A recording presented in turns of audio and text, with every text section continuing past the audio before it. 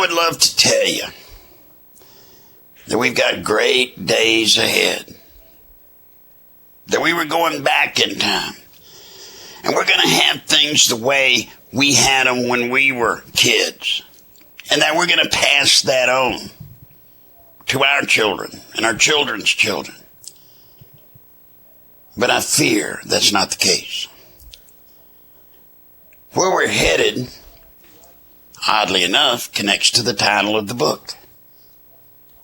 The systematic destruction of America.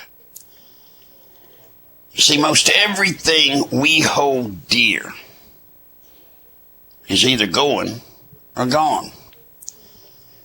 The Patriot Act. Patriot Act took our privacy, took the Constitution, and with crooked people in office, they can abuse the public.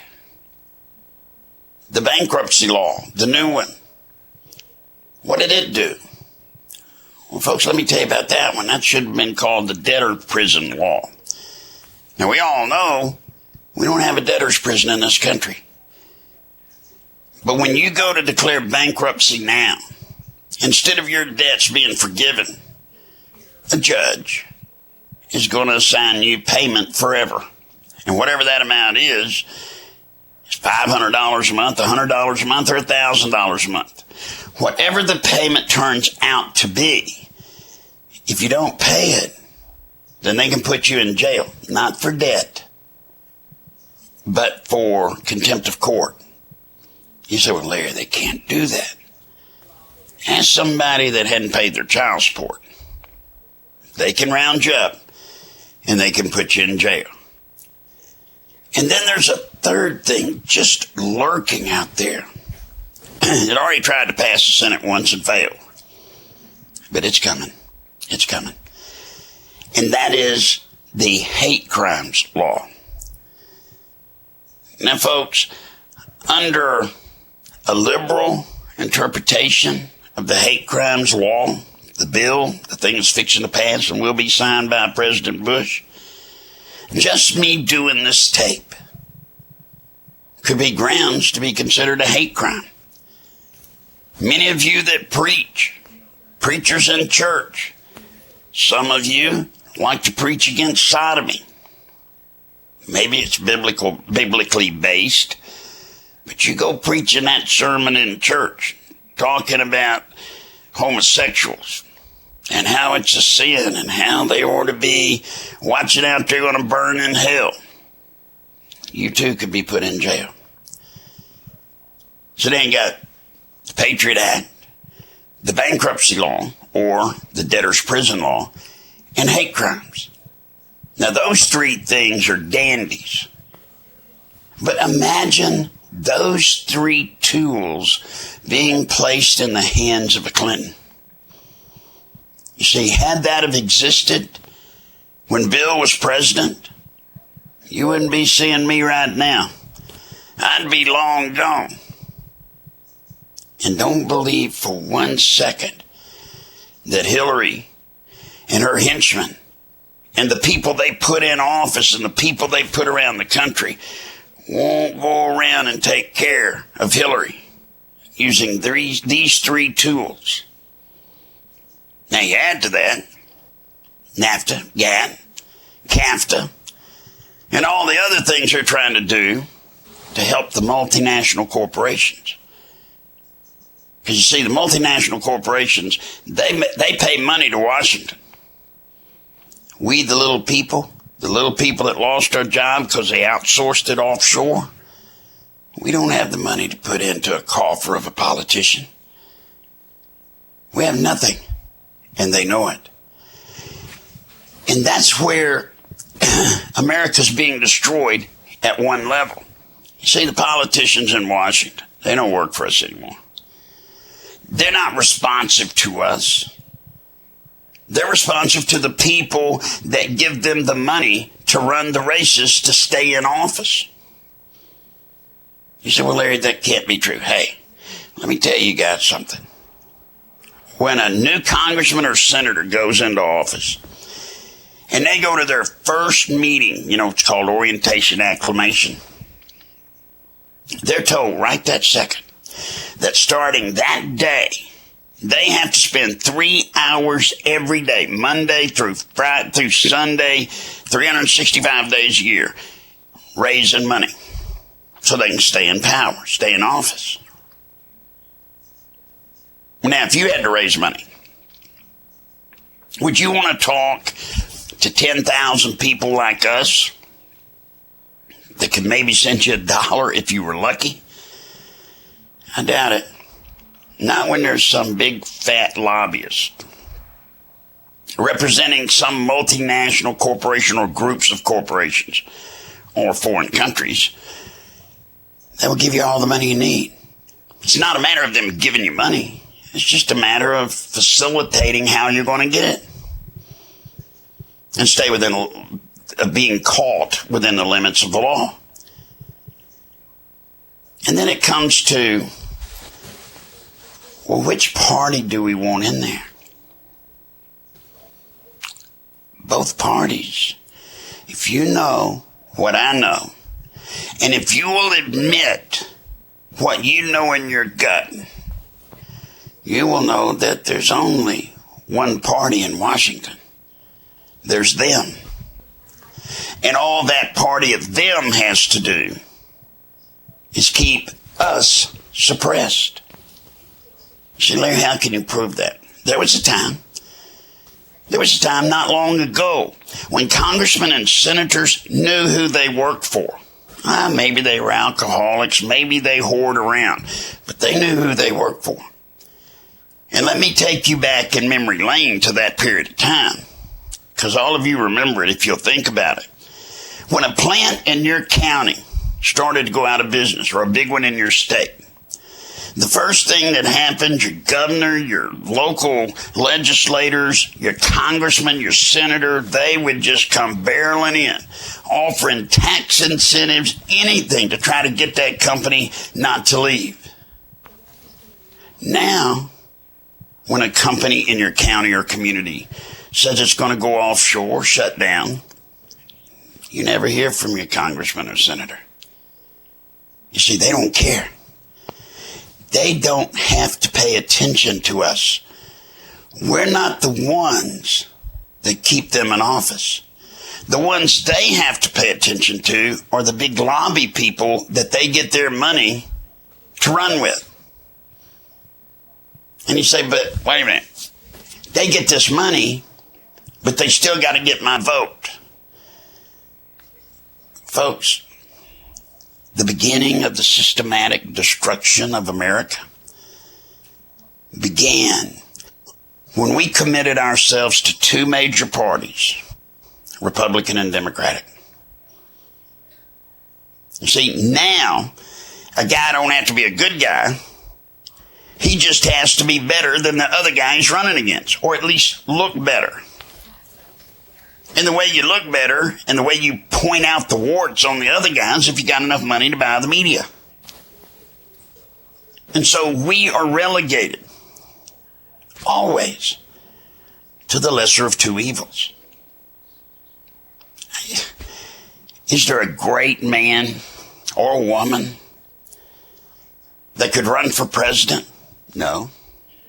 I mean, even if there was the most brilliant, most constitutionally oriented, greatest Christian, greatest person that's ever existed that wanted to run for office, he wouldn't have a chance. Because before he could get to be in office, say as president, he's got to pass two little things. Loyalty oath. See, the Democratic Party, you can't run for dog catcher unless you sign a loyalty oath to the Democratic Party. That's dog catcher. It's not mentioned in president. And that means that you will abide by the Democratic Party, its platform, and its people.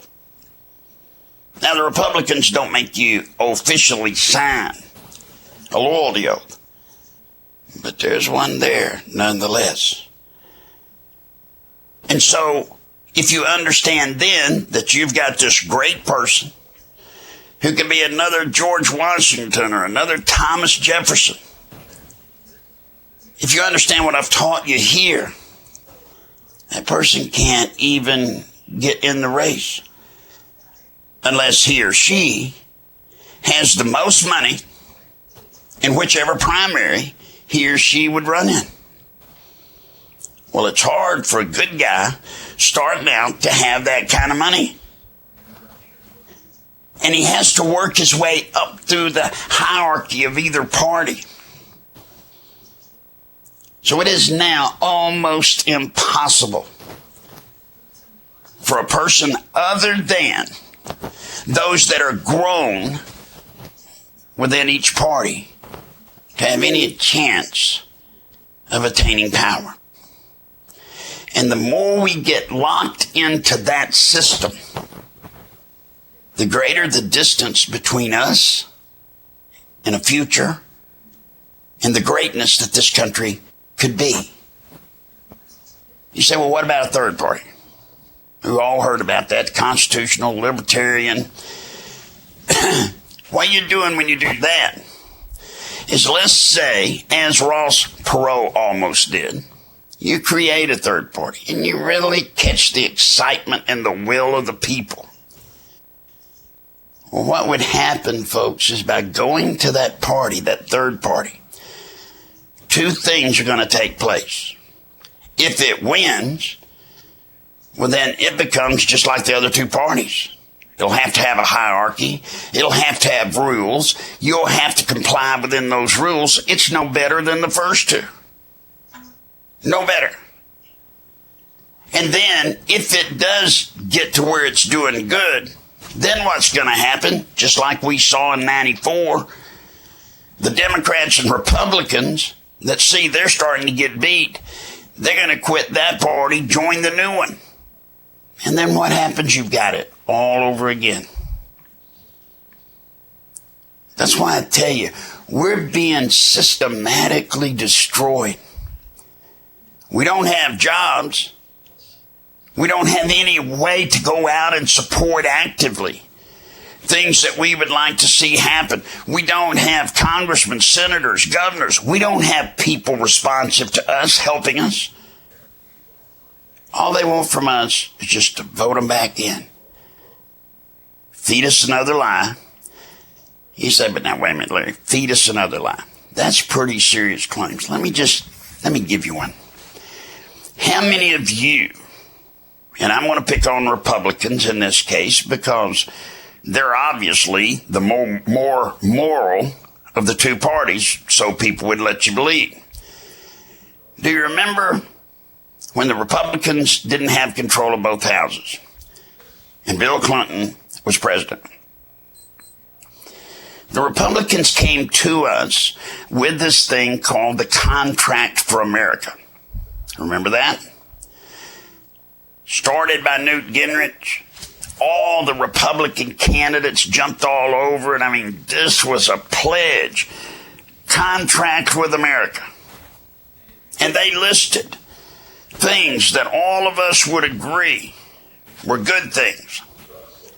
Well, there was one on there that the world and time seems to have forgotten. See, one of the pledges every candidate took that signed on to the Contract with America was term limits. Yeah. Well, then they win. 94, Congress changes. Controlled by the Republicans. It's been time enough for term limits to set in. But you notice, ain't nobody quitting. Nobody's living up to that contract pledge they made with America. If we would just elect them, they would put in term limits, and if they couldn't get term limits when they served their 2 terms or whatever it was going to be, they would go home. They ain't going anywhere. They haven't gone anywhere.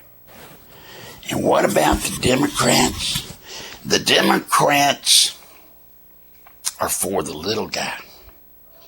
Remember that? They're not The Republicans are for the rich guys. The Democratic Party stands for the little guy. Every Democrat's been complicit in systematically taking every job in this country and sending it away. And I need to remind you, NAFTA and GATT, they were signed under Bill Clinton, under a Democratic president. And again, maybe you know something I don't, but as companies go out of business in your community, you tell me how many Democratic senators and congressmen are down there feeling your pain and doing whatever they got to do to help those companies stay there. It doesn't exist. It's all a lie. And now, lying is normal. You know, it's just not a matter of, oh, he lied. Now we're into the game of, was it a big lie or a little lie? Now we're into the game, does the media deem this person's lies to be more than or less than the other guy? They're all lying. And they don't care. Because they think there's nothing we can do now. They believe they've got the ticket. They believe that nothing now can change. State of Texas, a guy's trying to run as an independent. I'm not going to mention his name because I don't want to look like I'm trying to promote somebody, but I would if I could. But he's trying to run for governor as an independent. Well, the rules in Texas make it a little bit tough to get in that race. You see, you got to have 60,000 or however many thousand signatures to get on the ballot. But they put a little clause in there. You don't get to count names on your petition to get you on the ballot until after the two primaries.